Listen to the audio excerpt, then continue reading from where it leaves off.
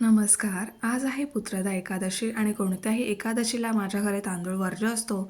म्हणून मी लापसीचा पुलाव बनवणार. त्यासाठी मी 1 वाटी लापसी घेतली आहे, फ्लॉवर घेतला आहे, बटाटा घेतला आहे, गाजर घेतले आहे, मटार घेतले आहेत, ओली हळद आणि आलं चिरून घेतलेलं आहे. त्याचबरोबर कढीपत्ता, हिंग, लवंगा, मिऱ्या, वेलची, मसाला वेलची, चक्रफूल, तमालपत्र आणि ही दालचिनीची पूड आहे. हे घेतलेलं आहे मी. आणि मीठ घेतलेलं आहे चवीनुसार.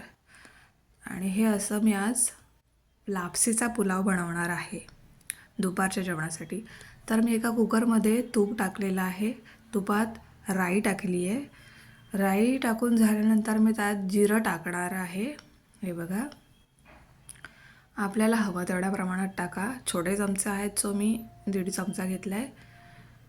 हे आहे बडीशेप 2 चमचे घेतली आहे मी. त्यानंतर ओवा पण हवाच. ओवा झाल्यानंतर मी कढीपत्ता टाकला आहे त्याच्यात. कढीपत्ता टाकून झाल्यानंतर हिंग टाकायचा. हिंगानंतर तमालपत्र टाकायचं आणि त्यानंतर गॅस जरासा बारीक करायचा. मंद आचेवरती ते जे मसाले आपण काढले होते ते सगळे एक एक करून टाकायचे किंवा सगळे एकत्र करून टाकले तरी चालतील. त्याच्यानंतर आलं आणि हळद, जी मी ओली हळद चिरून ठेवली होती ती टाकली. आताशी हिवाळ्यात ओली हळद बाजारात येते.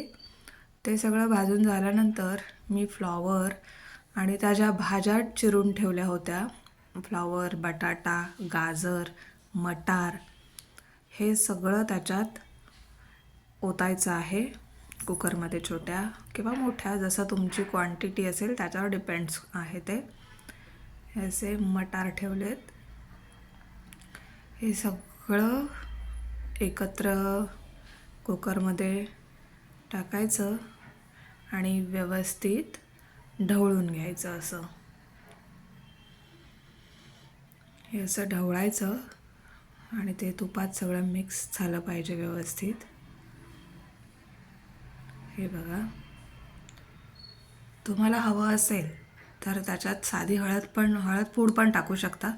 पण माझ्याकडे ओली हळद अवेलेबल होती गावठी, सो मी ते टाकलं. आणि आता ही मी दालचिनीची पूड टाकली त्याच्यात.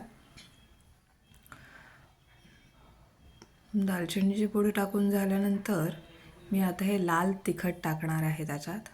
हे बघा, ते तुम्हाला किती तिखट हवं त्याच्यावर डिपेंड्स आहे. मी थोडंच टाकलं आहे कारण हे लाल तिखट फारच तिखट आहे. आणि त्याच्यानंतर आता मी त्याच्यात टाकणार आहे हा धुवून घेतलेली लापसी. ही बघा, धुवून घ्यायची असते. जसे आपण तांदूळ धुवून घेतो तसं मी धुवून घेतली आहे, जेणेकरून त्याच्यात काही पावडर वगैरे असेल तर ती निघून जाईल. अशी लापसी त्यात टाकायची आणि परत ढवळून घ्यायचं व्यवस्थित. हे बघा, जसं मी ढवळते आपण लापसीची खीर वगैरे खातो तसंच हे असतं. पण हल्ली 2-3 दिवस सतत गाजरचा हलवा खाल्ला आहे, त्याच्यामुळे मी आज तिखट काहीतरी करावंसं म्हटलं. आता चवीनुसार मीठ टाकायचं आहे त्याच्यात. हे बघा, तुम्हाला हवं तर त्याच्यात थोडीशी साखर किंवा चिमूटभर गूळ टाकू शकता, पण मी इथे नाही टाकलं आहे कारण गाजर गोडच असतं. हे जे हिवाळ्यात येतं गाजर, ते असं व्यवस्थित ढवळून घ्यायचं. एका बाजूला गॅसवरती पाणी उकळत ठेवायचं आणि ते गरम पाणीच त्याच्यात ओतायचं. हे बघा, हे पहिल्यांदा थोडं पाणी ओतलं आणि ढवळून घेते परत. हे बघा, जास्त पाणी नाही ओतायचं. जास्त पाणी ओतलं तर त्याची खीर होण्याची शक्यता असते. सो जेवढा आपण तांदूळांचा भात शिजवतो किंवा पुलाव करतानाही करतो तेवढंच पाणी त्याच्यात ओतायचं आहे. मी प्रमाणातच घेतलं होतं पाणी, सो मी ते तेवढं सगळं ओतलं त्याच्यात.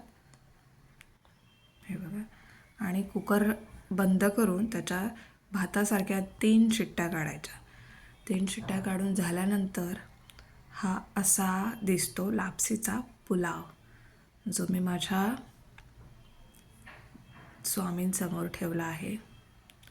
हे बघा. आणि ही रेसिपी माझ्यासाठी युनिक आहे, कारण ही माझ्या अहोंनी मला शिकवली आहे. असं बनवायचं असतं, म्हणजे रेसिपी त्यांनी दाखवली आहे.